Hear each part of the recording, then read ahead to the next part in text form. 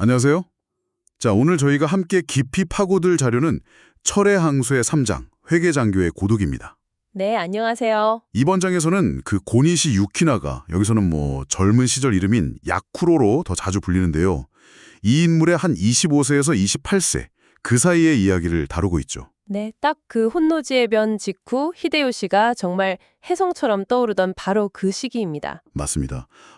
모두에게 뭔가 기회가 확 열리는 듯한 그런 시기였지만 저희가 오늘 좀 주목할 부분은 바로 그 기회 속에서 오히려 피어난 갈등이에요. 그렇죠. 갈등. 특히 기존의 어떤 무사들과는 배경이 다르잖아요. 상인 출신으로 히데요시의 최측근, 그러니까 근습 자리에 그야말로 낙하산처럼 내려온 이 유키나가가 겪어야 했던 고독, 그리고 그 뿌리 깊은 무사들과의 불편하고 또 좀 어려운 관계, 여기에 좀 집중해서 살펴보겠습니다. 네, 그 유키나가의 상황이라는 게 당시로서는 상당히 이례적이었습니다.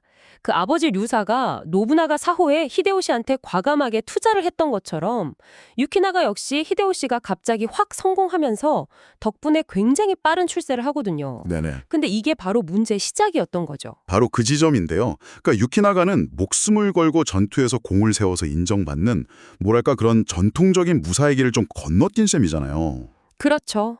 일종의 엘리트 코스랄까요? 근데 좀 다른 방향에. 가토 기요마사나 후쿠시마 마사노리처럼 정말 그야말로 피땀 흘려서 전장에서 공을 세워온 흑의 인간들.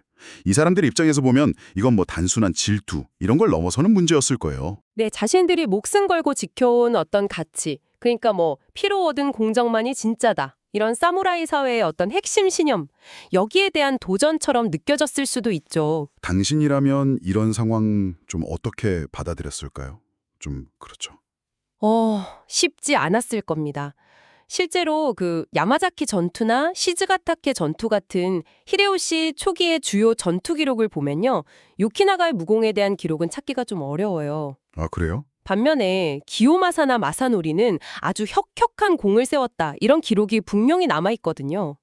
남아있는 그 단편적인 자료들, 예를 들면 히레지에서 보낸 제목선 관련 서신 같은 걸 보면 유키나가는 전투부대보다는 후방지원, 아, 후방지원. 네, 물자보급 같은 걸 담당하는 치중부대 지휘관 역할, 이걸 했을 가능성이 상당히 큽니다. 그러니까 흔히 말하는 병참 쪽이었군요. 그렇죠.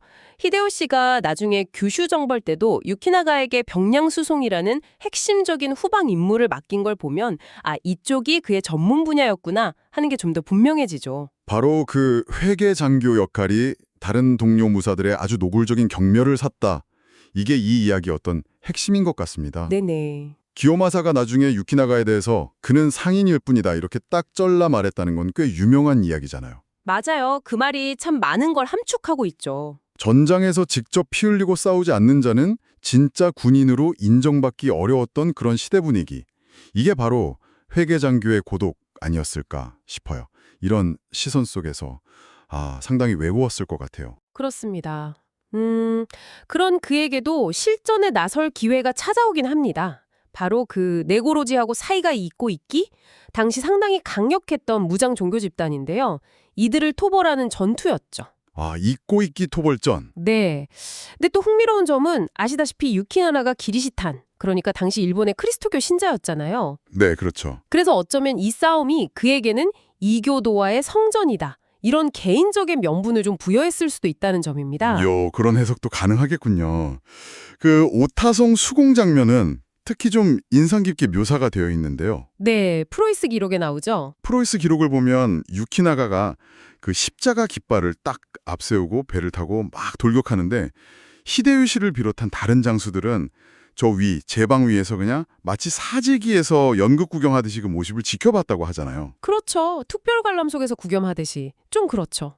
유키나가는 정말 필사적으로 싸웠지만 결국 결정적인 타격을 주지는 못했고 히데요시가 퇴각 명령을 내리죠. 네, 결국 물러나게 됩니다.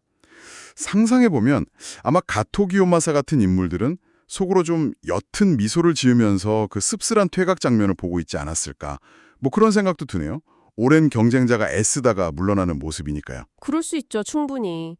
그러니까 상인 출신이라는 그 태생적인 배경, 또 아버지 류사하고 사카이라는 아주 강력한 후원 세력, 그리고 전투 능력보다는 병참 같은 후방 지원에서의 뛰어난 능력, 이런 모든 요소들이요. 네. 오직 자신의 창과 칼로 정말 한 단계 한 단계 공을 쌓아 올라온 그런 근수 무사들 눈에는 이게 결코 곱게 보일 리가 없었을 겁니다. 참 팍팍한 상황이었겠네요. 이런 상황 속에서 아마 같은 기리시탄이었던 다카야마 우콘, 이 사람의 존재가 그에게는 얼만간의 어떤 정신적인 위안, 뭐 그런 게 되었을 수도 있겠다 싶습니다. 자, 그럼 한번 정리해 볼까요? 유키나가는 히데요시의 급부상이라는 어떤 시대적인 흐름, 그리고 아버지의 든든한 지원, 또 자신의 능력, 이게 비록 전통적인 무력은 아니었을지라도 이런 걸 발판 삼아서 굉장히 빠르게 출세가도를 달렸습니다. 네, 그렇죠. 하지만 그 과정에서 기존의 전통적인 무사들과의 깊은 갈등, 그리고 고독을 피할 수는 없었다는 것. 상인이자 무사, 또 후방 지원 전문가이면서 전투 지휘관, 기리스탄이면서 동시에 전쟁 수행자라는 어쩌면 좀 모순되어 보이는 여러 정체성이 한 인물 안에서 막 충돌하면서 만들어내는 그런 긴장감이 느껴집니다. 맞습니다. 여기서 이제 당신께서 한번 생각해 볼 지점은 바로 이것 같아요. 이 회계장교의 고독, 그리고 그를 둘러싼 이런 복잡한 내외적인 갈등들이 과연 앞으로 그의 운명에 어떤 영향을 미치게 될까? 그렇죠. 그에 이런 독특한 위치나 배경이 그를 더 큰 어떤 정치 무대로 이끄는 동력이 될 수도 있겠지만 동시에 그를 더 위험한 상황으로 몰아넣는 어떤 덫이 될 수도 있지 않았을까 하는 거죠. 와, 정말 흥미로운 질문이네요. 그 답의 실마리는 아마 다음 장에서 좀 더 찾아볼 수 있을 것 같습니다. 다음 시간에는 4장, 위험한 존재를 통해서 그 뒷이야기를 함께 파헤쳐 보도록 하겠습니다. 네, 기대됩니다. 기대해 주십시오.